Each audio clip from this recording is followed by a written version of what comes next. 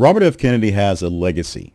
He has a family name that has a lot of weight behind it and a direct lineage from a person who's seen as a legendary crime fighter. His execution has been, let's say, a bit failing, if you will, especially by the folks who also have that legacy of that name.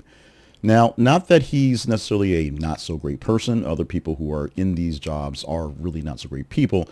It just seems like his execution and what he wants to do and how he has decided to make his life work, essentially fighting the fight against people who are making progress in health type things because he believes in the pseudoscience, is problematic. But he has a job as director of the Health and Human Services, so he is trying to make America healthy again.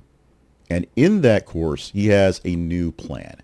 He is announcing a sweeping campaign under that plan to promote wearables, not like the glasses I should be wearing right now, but like the glucose monitor, the continuous glucose monitor I'm wearing at this very moment right now.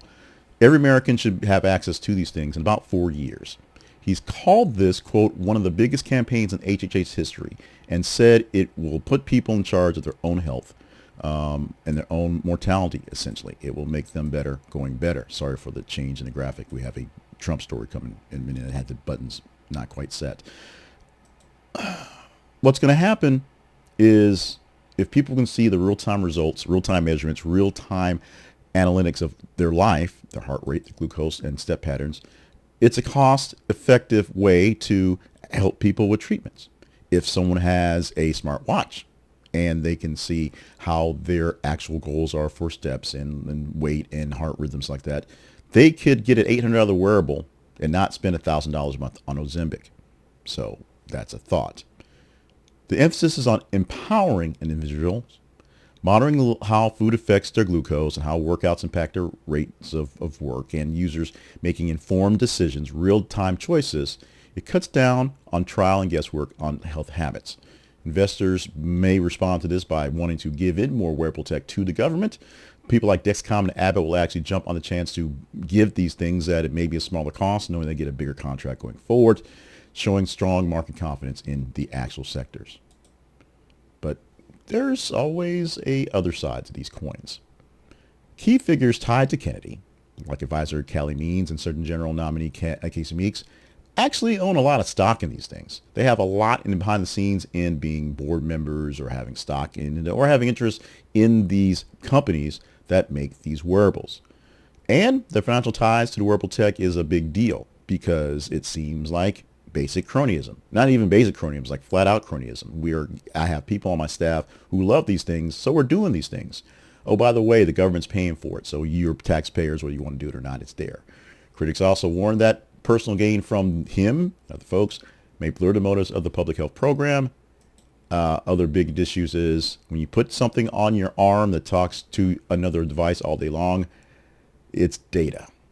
Data that someone has to hold somewhere, someone must use someplace else, and that someplace else in government coffers means something, or could mean something. Hello, TikTok. Past tech health failures, including the Theranos and the Health Vault from Microsoft, underscore how hard it is to turn data into daily habits. Because I wear my smartwatch every day and I barely get my steps in every day, and I barely use it to check my oxygen levels, and I have a heart monitor or a blood pressure monitor that I check once every 3 or 4 days when I remember. And yeah, the glucose monitor is there, but it basically goes off when my sugar's high and makes a noise. I can't turn the alarm off, because if I could turn the alarm off, I would. Privacy concerns are the biggest threat, because once that data is in a server someplace, big balls can get to it and he can do what he wants with it, essentially. You don't know what's happening. And does it work? Just giving someone a smartwatch and saying, go check your steps, does not mean they'll actually, A, get their steps in, B, monitor their health properly, and C, have you ever used one of those fitness tracking apps or websites that does your meals and does your calories and does things all day long? As people can't tend to keep to a gym membership more than 3 weeks after joining on the 1st of January, keeping to these things, even if it's a doctor's orders, it's not the easiest thing to do. Now, the proposal by Kennedy came during a politically charged hearing where he faced heavy criticism over vaccine policy, which was the point of him being there. Also dealing with staffing cuts at the CDC and his confirmation credibility. Some lawmakers argue his wearable plan is overshadowing and deeper concerns that he's not up to the job that he's doing. So it's smoke and mirrors. Here's some candy to show that I'm burning the house down over here. Is it going to work? While it might be cool to get more of these monitors, more of these wearables out there to the public to get better handles on their health, which makes good sense, it's not a magic pill. It's not a simple fix. And it does not eliminate the fact that all the major people that he's had in these agencies and also some of the minor people that kind of get things done are no longer there. So getting things done in his agency is actually the real problem that he has to face.